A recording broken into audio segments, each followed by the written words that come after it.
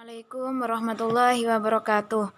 Yang saya hormati Bapak Dr. Handes Mahrus MPDI dan teman-teman sekalian yang berbahagia. Pertama-tama, marilah kita panjatkan puja dan puji syukur kehadirat Allah Subhanahu wa Ta'ala yang mana telah memberikan kita kesehatan dan keselamatan sehingga kita dapat melakukan presentasi pada hari ini.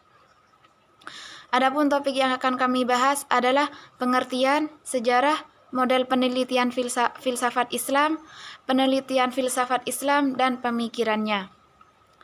Perkenalkan, nama saya Anasri Wahyuning Tias yang akan bertugas sebagai moderator sekaligus pemateri pada hari ini. Saya akan membimbing jalannya diskusi ini. Adapun anggota kelompok saya adalah Abdil Wafi, Yanuar Agis Wardana, dan Lailatul Fitria.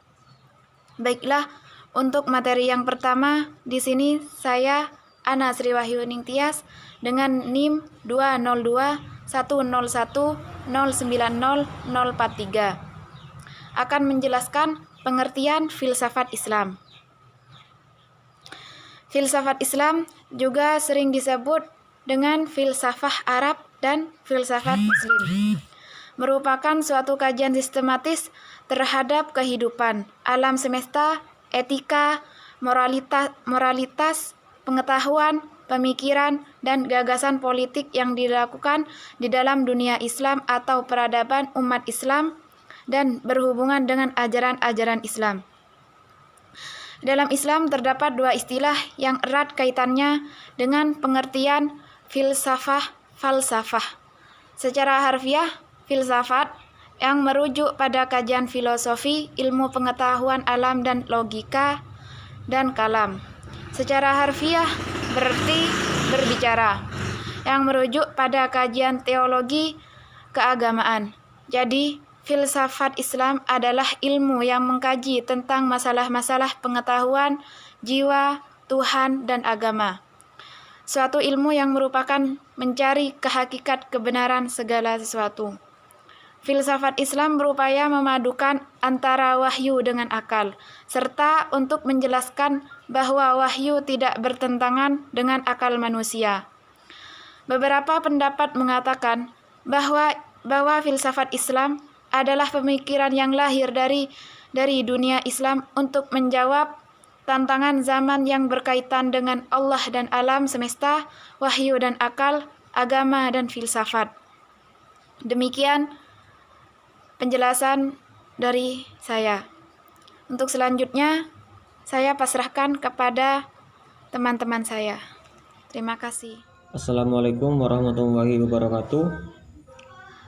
Perkenalkan, nama saya Abdul Wafi dengan NIM 20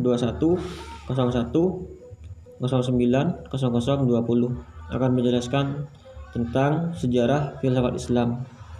Sejarah filsafat Islam dimulai pada abad ke-8 Masehi atau abad ke-2 Hijriah di Suriah, Mesopotamia di Persia dan Inggris dan Mesir. Dalam ensiklopedia terbitan Ikhtiar Baru, Van Host dijelaskan bahwa kebudayaan dan filsafat Yunani masuk ke daerah-daerah itu melalui ekspansi Alexander Agung, penguasa Macedonia pada abad ke-336 sampai 323 sebelum Masehi, setelah mengalahkan Darius pada abad ke-4 sebelum Masehi di kawasan Arbela.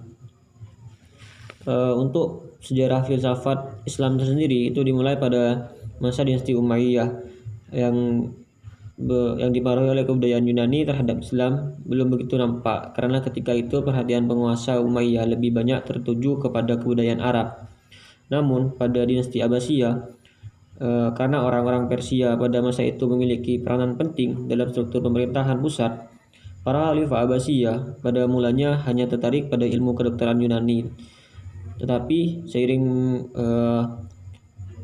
berjalannya waktu, mereka juga tertarik kepada ilmu-ilmu lain atau filsafat-filsafat lain. Dan hal ini meningkat pada zaman Khalifah Al-Ma'mun, yakni pada 1908 sampai 218 Hijriah atau 813 sampai 833 Masehi. Dengan adanya penerjemahan naskah-naskah filsafat dari bahasa Yunani ke bahasa Arab dan juga dari bahasa-bahasa lain ke bahasa Arab. Dalam ensiklopedia tematis dunia Islam, pemikiran dan peradaban disebutkan bahwa usaha penerjemahan ini dilakukan dengan naskah-naskah filsafat-filsafat pada hasil dari filsuf Yunani ke dalam bahasa Arab pada masa Khalifah Al-Makun.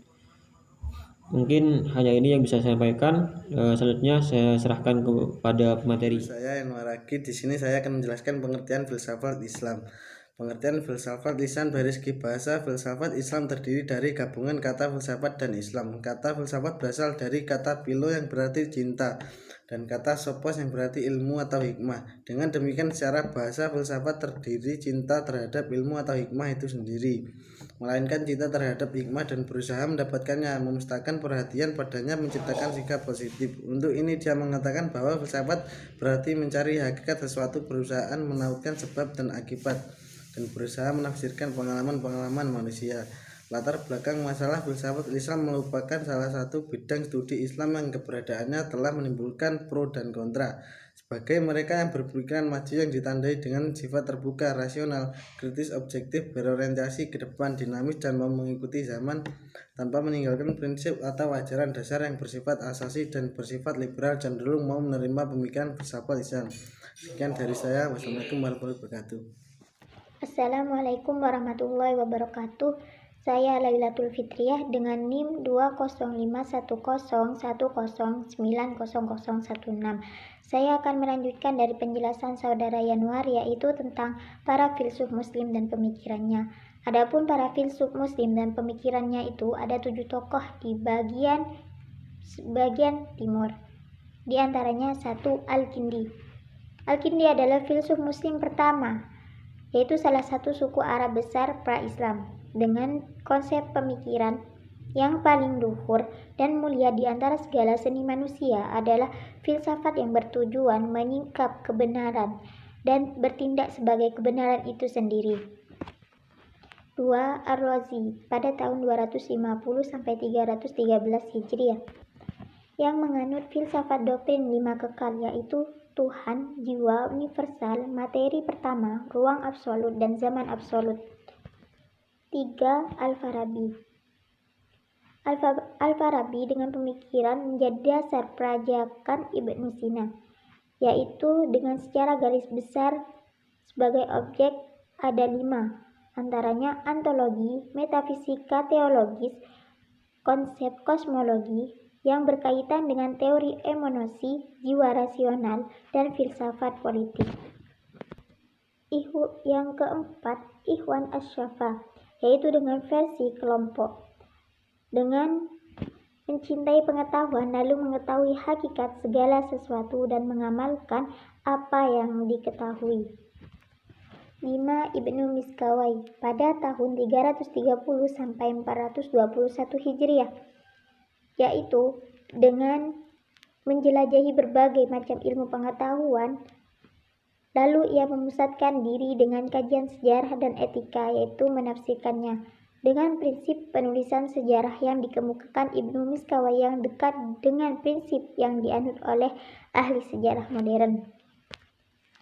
Yang keenam, Ibnu Sina dengan pemikiran yang memiliki 3 objek, yaitu dengan perenungan.